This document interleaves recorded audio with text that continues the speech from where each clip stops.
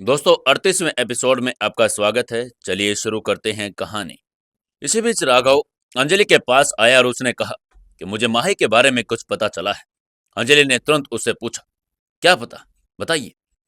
उसने कहा, मुझे पता चला है कि माही को कोई ब्लैकमेल कर रहा है। राघव ने धीमी आवाज में कहा, लेकिन उसके शब्दों ने कमरे के माहौल को और गंभीर बना दिया। ब्लैकमेल? अंजलि ने हैरानी से पूछा, कौन कर सकता है इसे ब्लैकमेल और क्यों? यही तो पता करना है। राघव ने उसके कंधे उचकाकर कहा, मैंने सुना है कि वो किसी को पैसे दे रही है। मुझे यकीन है कि इसके पीछे कोई बड़ा राज है। अंजलि के चेहरे पर एक शातिर मुस्कान फैल गई और उसने कहा, अगर ये सच है तो इसका मतलब है कि माही का कुछ ऐसा राज है जिससे वो बहुत डरती है। हमें बस पता करना होगा कि वो कौन है और वो माही से क्या चाहता है। अंजलि ने तुरंत दीपक भाई को बुलाया। तब तक टीना भी सिंघानिया हाउस पहुंच चुकी थी। माही ने जैसे ही टीना को रोते हुए आते देखा, वह तुरंत खड़ी हो गई। टीना ने माही को गले लगते ही फपक कर रोना शुरू कर दिया। माही ने उसे प्यार से सहलाते हुए कहा, क्या हुआ टीना, ये रो क्यों रही हो? बैठो, पहले शांति से बताओ कि हुआ क्या है। टीना ने अपने आंसू को पोंछते हुए कहा, माही मैं अब और सहन नहीं कर सकती। आदित्य का गुस्सा मेरी सारी हिम्मत तोड़ रहा है। मुझे बिल्कुल भी समझने की कोशिश नहीं करता, हर बार बस अपनी ही बात मनवाना चाहता है। माही ने टीना को सोफे पर बैठाया और खुद उसके पास बैठ गया। उसने नौकरानी को आवाज लगते ही कहा, सबरा, जल्दी से कॉफी लेकर आओ। ठीक उसी समय युवराज भी हॉल में आ गया था। तीनों हॉल में बैठकर बातचीत करने लगे। माहौल गंभीर था और टीना के चेहरे पर चिंता और आंसू की लकीरें साफ दिख रही थी। उसने अपनी आंखों से आंसू पोंछते हुए कहा, अब तो आप लोग ही खुद देख लीजिए उसका गुस्सा। अकेले में तो मुझ पर और भी ज्यादा भड़कता है। पता नहीं खुद को समझता ही क्या है वो। ये कहते हुए टीना ने गहरी सांस ली और थोड़ा रुक कर बोली, युवराज जीजू, आदित्य का गुस्सा बेकाबू हो गया है। हर छोटी बात पर वो मुझे डांटने लगता है। मुझे लगता है कि मैं उसके गुलाम हूँ और उसकी हर बात मानना मेरा कर्तव्य है। अगर मैं उसकी बात नहीं मानूं तो वो मुझे सजा देने के लिए धमकी देता है। जय, ये सब अब मेरे लिए असहनीय हो गया है। युवराज ने सिर हिलाते हुए कहा, मैं समझ सकता हूँ टीना। अगर सच कहूं तो मुझे भी आदित्य के व्यवहार में कुछ समस्या नजर आती है। ये सामान्य नहीं है। माही ने टीना को समझाने की कोशिश करते हुए कहा, लेकिन टीना, क्या ऐसा नहीं हो सकता कि आदित्य को तुम्हारी ज्यादा चिंता है? शायद वो तुम्हें खोने से डरता है। युवराज ने सिर हिलाते हुए कहा, मैं समझ सकता हूँ टीना। अगर सच कहूं तो मुझे भी आदित्य के व्यवहार में कुछ अलग फिर भी नजर आ रहा है।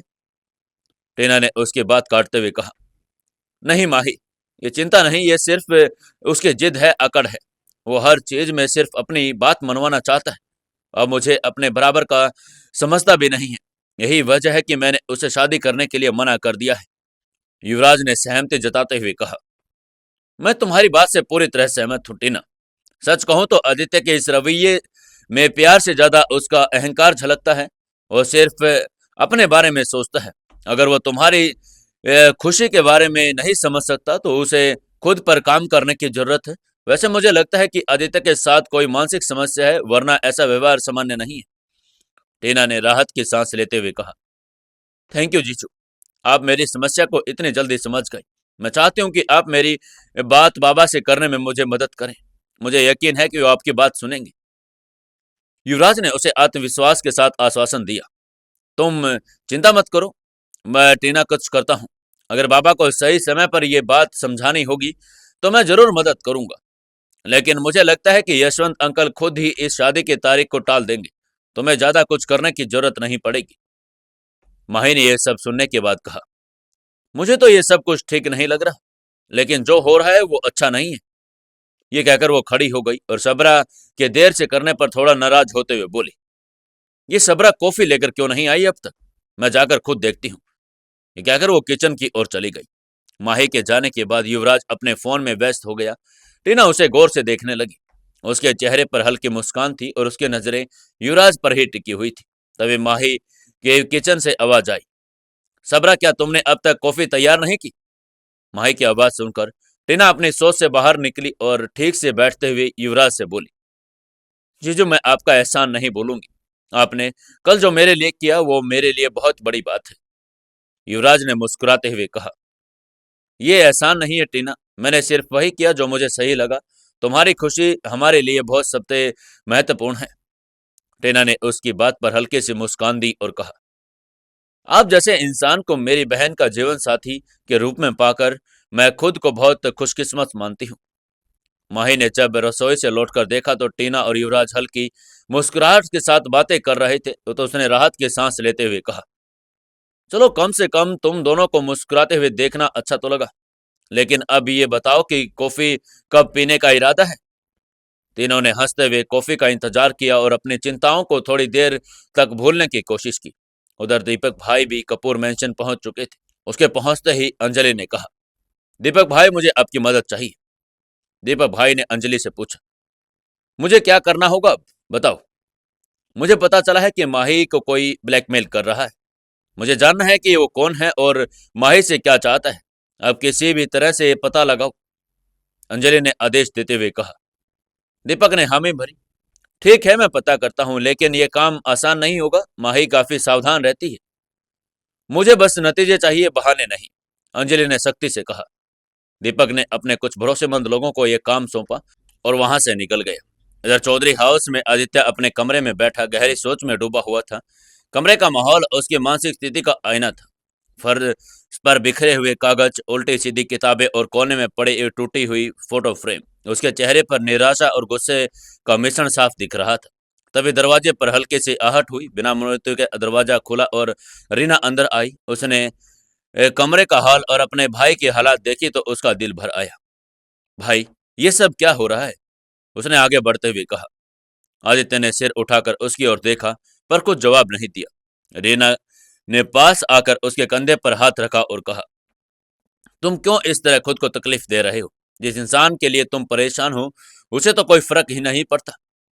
रीना को तुम्हारे प्यार की परवाह भी नहीं है। रीना की बात सुनते ही आदित्य ने गुस्से में अपना सिर झटकते हुए कहा, आप नहीं समझेंगी दीदी, मैं उससे प्यार करता हूँ।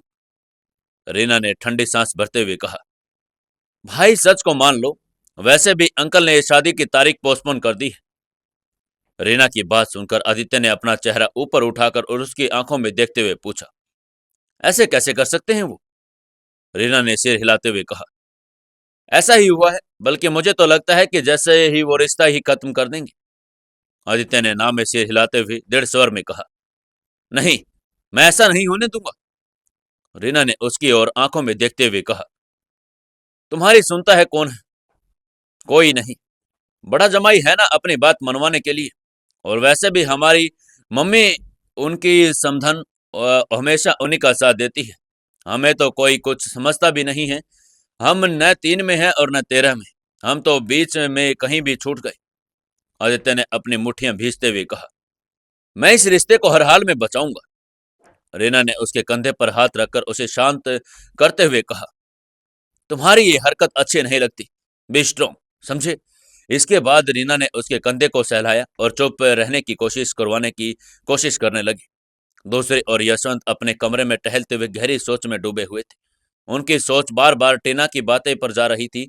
उनके कानों में बार बार टीना की आवाज गूंज रही थी, जब उसने कहा था, आप जानते हैं आदित्य के इसी एटीट्यूड की वजह से मुझे उससे डर लगने लगा है। एक बार, 2 बार, 3 बार तो उसने मुझ पर हाथ भी उठाया है। यशवंत इन विचारों में उलझे हुए थे, तभी यामिनी एक ट्रे में चाय लेकर कमरे में आई और उन्होंने यशवंत की तरफ चाय बढ़ाते हुए कहा, क्या हो गया? क्या सोच में पड़ गए थे? यशवंत ने घूमकर सोफे पर बैठते हुए उसकी तरफ बात को दोहराते हुए कहा, क्या सोच रहा हूँ? फिर उसने यामिनी को दूसरे सोफे की ओर इशारा करते हुए कहा, बैठो बैठो, इधर बैठो। यामिनी ने वहां बैठते हुए चौंक कर पूछा, "अब बताइए क्या हुआ?" यशवंत ने गहरी आवाज में उससे कहा, हमने क्या नहीं किया अपनी औलाद के लिए, अपनी बेटियों की खुशियों के लिए अपनी पूरी जिंदगी इग्नोर कर दी। ये इन्वेस्टमेंट इतनी होती है यामिनी, अपने बच्चों के लिए, फ्यूचर को सिक्योर करने के लिए हम अपनी पूरी जवानी और हमारी सारी खुशियां, सब कुछ दांव पर लगा देते हैं। यामिनी ने उसे समझाते हुए कहा, यही तो माँ बाप का फर्ज होता है ना? उनकी जिम्मेदारी होती है। सारे माँ बाप अपने बच्चों की खुशियों के लिए ही तो जीते हैं। यशवंत ने उसके बात को सहमति से जताते हुए कहा, जीते ही तो बच्चों की खुशियों के लिए हैं। इसीलिए मैं टीना को मनाने की कोशिश करूंगा। आदित्य से अच्छा लड़का उसे नहीं मिलेगा। हाँ, तो हमने रिश्ता तोड़ा नहीं है, यामिनी ने कहा। यशवंत ने अचानक उसकी बात सुनते हुए पूछा, क्या तुम्हें भी ऐसा लगता है कि अब टीना का आदित्य में इंटरेस्ट खत्म हो गया है? नहीं, ऐसी कोई बात नहीं है। मुझे लगता है कि कुछ गलतफहमी हो गई है उनके बीच। कुछ समय से दूर हो जाएगी। मैं अच्छी तरह जानती हूँ अपने बच्चों को। यामिनी ने मुस्कुरा कर जवाब दिया। तभी किसी ने उनके कमरे का दरवाजा खटखटाया। यामिनी ने आवाज लगाते हुए कहा, कौन है? आवाज सुनते ही आदित्य दरवाजा खोलकर अंदर आया। उसके चेहरे पर पछतावे और दर्द का मिला जुला भाव था। उसे देखकर यामिनी ने कहा, आओ बेटा, आओ अंदर आओ। आदित्य ने कमरे में कदम रखते ही कहा, यशवंत अंकल, मुझे आपसे बात करनी है। अब क्या बात करनी है? यशवंत ने उसकी तरफ बिना देखे ही ठंडी आवाज में कहा। यशवंत की नाराजगी देखकर आदित्य उसके पैरों में बैठते हुए घुटनों पर सिर रखकर बोला, अंकल प्लीज, आप जैसा चाहेंगे वैसा ही होगा। आप जो कहेंगे मैं करने के लिए तैयार हूं। बस मुझे माफ कर दीजिए। यशवंत ने मुंह फेरते हुए कहा, मुझसे माफी मांगने की जरूरत नहीं। माफी तो उससे मांगनी चाहिए जिसने बदतमीजी की है। जाओ युवराज से माफी मांगो। मैं उससे भी माफी मांग लूंगा, लेकिन आपसे हाथ जोड़ता हूं, प्लीज आप ये रिश्ता खत्म मत होने देना। मैं बहुत प्यार करता हूं टीना से, उसके बिना जी नहीं पाऊंगा। आदित्य ने गिड़गिड़ाते हुए कहा, मैंने रिश्ता तोड़ा नहीं है, बस जो तारीख तुम्हारे कहने पर मैंने फिक्स की थी उसे पोस्टपोन कर दिया है। लेकिन मैं टीना से किसी तरह की जबरदस्ती नहीं करूंगा। यशवंत ने गहरी सांस लेते हुए कहा। आदित्य ने यशवंत के आगे हाथ जोड़ते हुए फिर कहा, अंकल मैं आपके सामने हाथ जोड़ता हूं, प्लीज ऐसा मत कीजिए। यशवंत ने उसके हाथ पकड़ते हुए कहा, तुम मेरे लिए बहुत खास हो आदित्य, लेकिन मैं तुम्हारी जल्दी शादी करने वाली जिद में तुम्हारा साथ नहीं दे पाऊंगा। टीना मेरी जिद नहीं है, मोहब्बत है अंकल। मैं उसके बिना रह नहीं पाऊंगा। आप ये रिश्ता खत्म मत करना। आप जब तक कहेंगे टीना यही सबके पास रहेगी। एक बार शादी हो जाने दीजिए। आप जब भी कहेंगे मैं उसे आकर ले जाऊंगा। प्लीज ये शादी न रोके। आदित्य ने भावुक होकर कहा। क्या यशवंत चौधरी आदित्य की बात मान जाएंगे?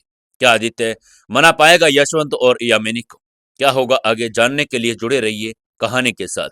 दोस्तों, आपको कहानी अच्छी लग रही है तो एक प्यारे प्यारे कमेंट करके हमें जरूर बताएं और वीडियो को ज्यादा से ज्यादा लाइक जरूर करें। आप पूरी कहानी सुनते हैं लेकिन वीडियो को लाइक भी नहीं करते। तो आज सभी मेरे दोस्त जितने कहानी सुन रहे हैं वो एक एक कमेंट और वीडियो को लाइक जरूर करके जाएंगे।